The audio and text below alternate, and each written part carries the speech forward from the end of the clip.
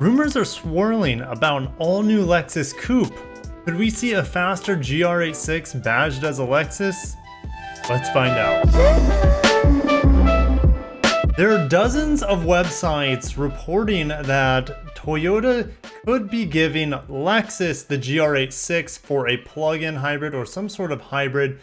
At Motor One, they're getting this information from Spider7. Spider7 is a Japanese scoop site. I've featured them many times on the channel. So today we're going to dive into this rumor and see whether it could be true or not. So at Spider7, rumors of Lexus version of 8.6 plan located under RC, so meaning it would be under the RC in the Lexus lineup, meaning smaller and cheaper. Two-door coupe, three brothers complete. Three brothers being the LC, the RC, and this potential what's called UC. Do you see what I'm saying? UC? Oh my gosh. Anyways, I didn't realize how silly UC sounded until I said it out loud. Now they're saying the GR86 goes on sale in the Japanese market this fall, but there's a possibility that Lexus version 8.6 that incorporates the high quality essence of Lexus is planned. The powertrain is expected to be the same 2.4 liter boxer 4-cylinder that we see in the all-new GR86 and BRZ, but they're saying it's some sort of hybrid as well, either being a plug-in hybrid or mild hybrid.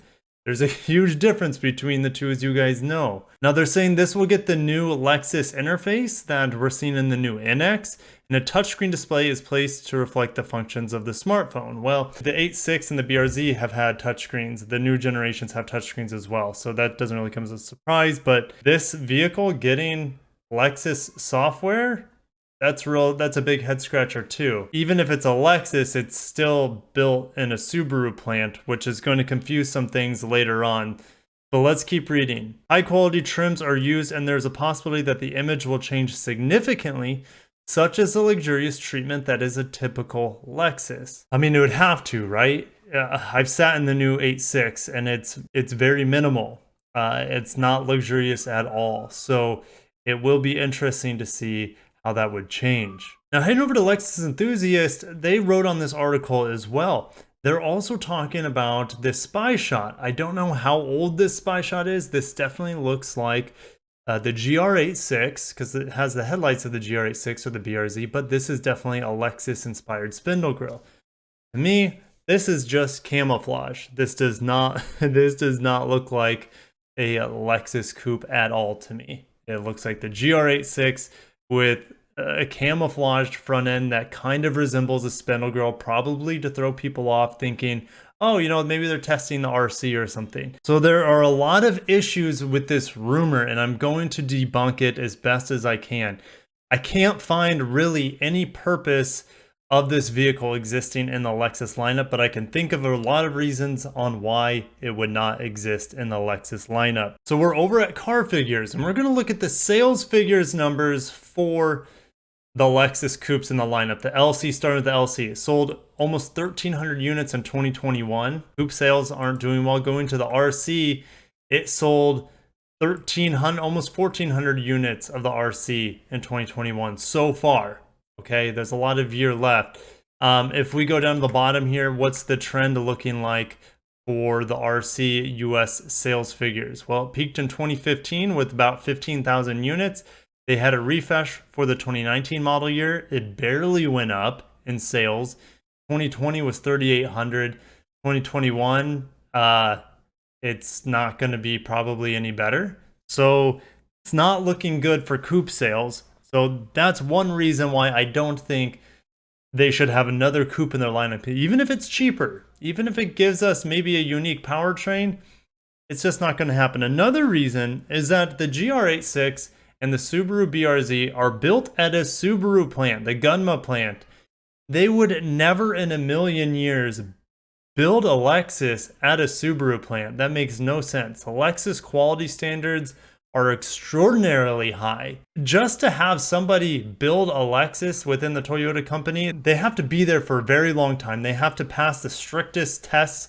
They have to be the best of the best of the best, essentially. And just to be like, okay, well, Subaru start building them for us sounds like a great idea. It doesn't make any sense with Lexus's philosophy and how they build their cars. It makes zero sense. And I don't believe there's also ever been a Lexus built outside of a Toyota plant. Obviously, we have examples of Toyotas being built outside of a Toyota plant. Look at the 86 and the Supra, for example, that's currently in the lineup, but no Lexus has ever been built outside of a Toyota plant. A mild hybrid makes the most sense to me because you don't need large motors. It's very small electrification.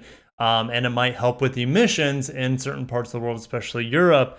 A plug-in hybrid makes absolutely zero sense to me from Lexus's sake.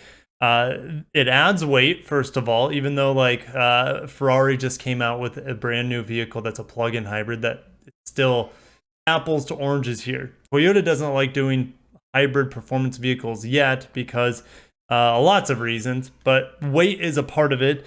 And the battery supply is not like infinite at this point in time, as you guys know. So they would rather have plug-in hybrid batteries put into their volume sellers, like the RAV4 Prime, like the Lexus NX 450h Plus, and even their normal hybrids. You can probably make about 10 to 12 normal hybrid batteries for every one plug-in hybrid battery. So it doesn't make any sense to me, especially if this is going to be a cheaper car than the RC for it to be a plug-in hybrid. It doesn't compute with me. And also, to add on that, there is no rear-wheel drive plug-in hybrid Subaru or Toyota or a Lexus at this point in time. Eventually we'll get there, but there's nothing to suggest that they would have a plug-in hybrid rear-wheel drive platform in the 86 or the BRZ. It makes no sense to me. And in fact, I haven't heard anything about a mild hybrid in that platform yet. They could do it, but I just haven't heard anything. So the only chance that a plug-in hybrid comes to a Lexus coupe in the near future would probably be from Mazda.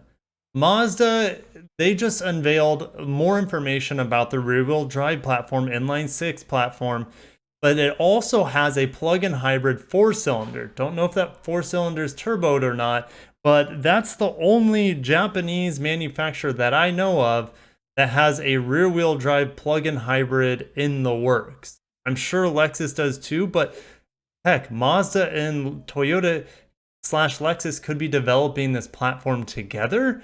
You got to keep in mind, Mazda and Toyota just opened a plant together in Alabama. They're working together. Toyota has a good stake of the company, 4 to 5%, something like that, in Mazda.